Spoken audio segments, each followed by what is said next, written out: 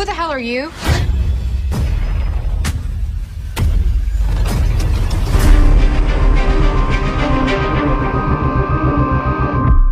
मेजन कलर शी-हल्क का जो टीवी स्पॉट आया है वो तो आएगा सभी ने देख ही लिया होगा अब तक। एंड ये अंदाजा भी तुम लोगों को हो ही गया होगा कि डेयरडेविल की नई येलो वाली ये जो कॉस्ट्यूम है वो मार्वल सिनेमैटिक यूनिवर्स की कलर टोन के हिसाब से मैट मर्डोक के ऊपर कितनी ज्यादा सूट कर रही है, इस बात में भी कोई दो राय नहीं है। लेकिन उसके बाद मैंने पता नहीं क्यों फिर से सैन डिएगो कॉमिक कॉन वाली वो वीडियो देखी जिसमें अपने फाइगी चचा डेयरडेविल बोर्न अगेन की अनाउंसमेंट कर रहे थे। मुझे काफी कुछ स्ट्रेंज फील हुआ, बताता हूँ कैसे। लेकिन डेयरडेविल के कैरेक्टर को लेकर जो सबसे बड़ा सवाल मार्केट में चल रहा है, क्या उसके बारे में तुमने सोचा है? ये जो शी-हल्क सीरीज में हमें दिखाई देने वाला है, आगे डेयरडेविल बोर्न अगेन में भी दिखाई देने वाला है, ये अगर वही अपना पुराना नेटफ्लिक्स वाला डेयरडेविल हुआ तो फिर चीजें बहुत ज्यादा बदलने वाली हैं। वो उतनी स्मूथ नहीं रहेंगी जितनी अभी तक हमें लग रही हैं। और ये शी-हल्क सीरीज फिर जाके सीधा केट बिशप वाली हॉकाई सीरीज से भी कनेक्ट हो सकती है, एंड साथ में अपने नीलू बैंगन से भी। और हाँ, इस वीडियो में नेटफ्लिक्स वाले डेयरडेविल के सीजन्स को लेकर स्पॉइलर हो सकते हैं, तो अगर किसी ने वो ना देखा हो तो भाई थोड़ा बख्श देना हमें, है? तो मेरी जान शुरू से इस चीज को समझते हैं। अब देखो, शी-हल्क देखते टाइम फैंस दो ग्रुप्स में डिवाइड होंगे। एक तो जिन लोगों ने नेटफ्लिक्स वाली डेयरडेविल देख रखी है और दूसरा जिन्होंने नहीं देखी होगी। बट यहाँ चीजें उन दोनों के लिए ही कंफ्यूजिंग होने वाली है। बताता हूँ कैसे। देखो, ये सवाल थोड़ा गहराई से समझना होगा। मार्वल वाले क्या करेंगे वो अलग बात है, बट तुमको क्या लगता है, ये वाला डेयरडेविल वही नेटफ्लिक्स वाला होना चाहिए तब ज्यादा बेटर रहेगा, या फिर एक नई इटरेशन हो डेयरडेविल की तो ज्यादा बेटर रहेगा? क्योंकि अगर ये एकदम नया वाला डेयरडेविल होगा तो जो फर्स्ट टाइम डेयरडेविल को देख रहे हैं उनके लिए एक बहुत बड़ा धर्म संकट होने वाला है। और इसमें एक तरह से गलती खुद मार्वल स्टूडियो की है, या फिर मार्वल अपन लोगों के साथ कोई गेम खेल रहा है, कोई सरप्राइज प्लान कर रहा है हम लोगों के लिए। क्योंकि डेयरडेविल के तीनों सीजन एंड उसकी पूरी डिफेंडर सागा ऑलरेडी नेटफ्लिक्स के ऊपर थी, एंड वो वहां से मूव करके अब पूरी डिज्नी प्लस पे अवेलेबल है, ये तो तुम लोग जानते ही हो। लेकिन अभी जब शी-हल्क सीरीज में हमें सेम पुराने एक्टर चार्ली कॉक्स के साथ डेयरडेविल वापसी करता हुआ दिखाई देगा, तो जो न्यू फैंस होंगे वो लोग भी डिज्नी प्लस पे अवेलेबल इसके तीनों सीजन्स को ही कैनन मान के चलेंगे। अब हर कोई तो एक एक छोटी छोटी न्यूज फॉलो नहीं करता, हर कोई तो नर्ड नहीं होता। मैं बात करूं जनरल ऑडियंस की। तो ऐसे में जब उनको डिज्नी प्लस पे शी-हल्क के साथ डेयरडेविल की ऑलरेडी 3 सीजन्स दिखेंगे तो ऑब्वियसली ये उनको कैनन मान के चलेंगे। और ये प्रॉब्लम उस वक्त और ज्यादा विकराल रूप धारण कर लेगी जब डेयरडेविल बोर्न अगेन सीरीज आएगी। तब क्या डिज्नी प्लस के ऊपर एक ही कैरेक्टर के 4-4 सीजन देख के फैंस कंफ्यूज नहीं होंगे? ऑब्वियसली होंगे। अब दूसरी तरफ वो फैंस जो ऑलरेडी नेटफ्लिक्स वाला डेयरडेविल देख चुके हैं उनके लिए प्रॉब्लम ये होगी कि ये वाला डेयरडेविल किसी भी एंगल से उस लेवल पे मैच नहीं करने वाला। अब वहाँ कुछ लोग कमेंट्स में मुझे ज्ञान पेलने की कोशिश करने की सोच रहे होंगे कि मैंने सीरीज आने से पहले ज्ञान पेलना शुरू कर दिया है, अब पहले देख तो लेते यार तुम। तो उन लोगों के लिए मेरा स्पेशल संदेशा, मेरी जान, एक्सपीरियंस नाम की भी एक चिड़िया होती है जो हर टाइम लोगों के कानों में चू चू करती रहती है। डिज्नी प्लस पे इतनी सीरीज मैं भी देख चुका हूँ और तुम भी, कि कोई भी सीरीज आज तक नेटफ्लिक्स वाली डेयरडेविल सीरीज की बराबरी नहीं कर पाई है। कर पाई है क्या? और ये चीज दबे छुपे शब्दों में एक्सेप्ट हर कोई करता है, ऊपर ऊपर भले ही कोई ना मानना चाहे। होता सभी के पास है,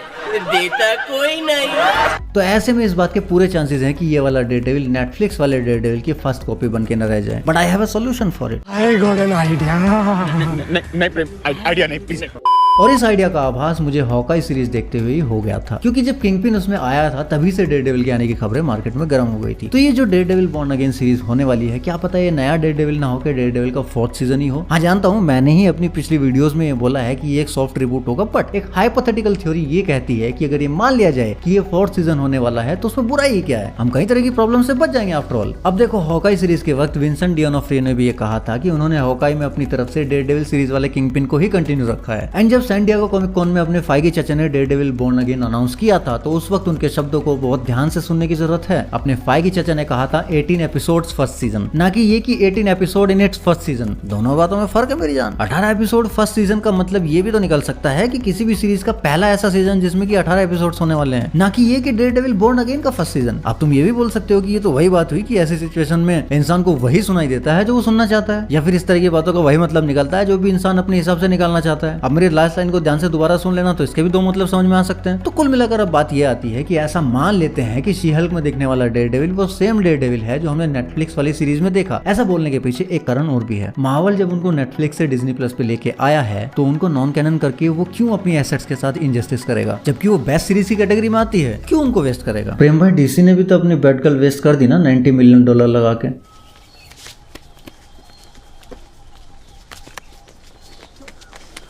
सुल्तान, अबे रुक। सुल्तान, क्या कर रहा है? अबे क्या लगता है? अबे लग रहा है।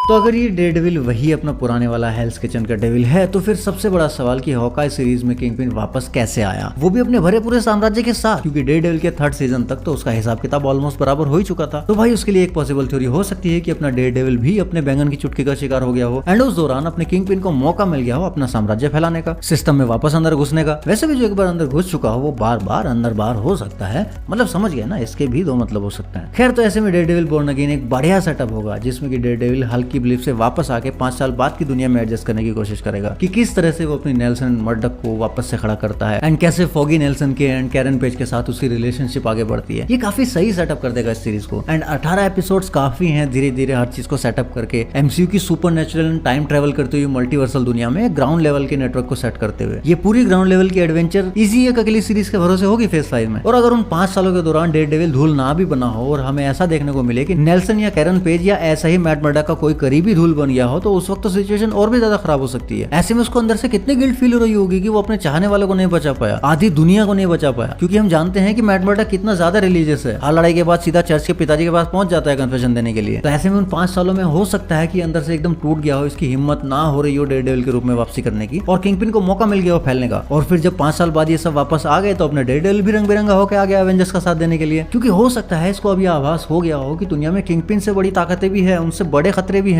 और अगर उनसे निपटना है तो एवेंजर्स जैसी कोई टीम ज्वाइन करनी होगी। आई मीन हो सकता है। तो ये तो था मेरा टेक इस पूरे मुद्दे को लेके। अब आप बताओ कमेंट्स में कि आपका क्या सोचना है और अगर मुझसे पर्सनल में बात करनी है तो आ जाओ टेलीग्राम पे, लिंक डिस्क्रिप्शन में है, वरना मैं मिलता हूँ आपसे नेक्स्ट वीडियो में। तब तक के लिए सायनारा।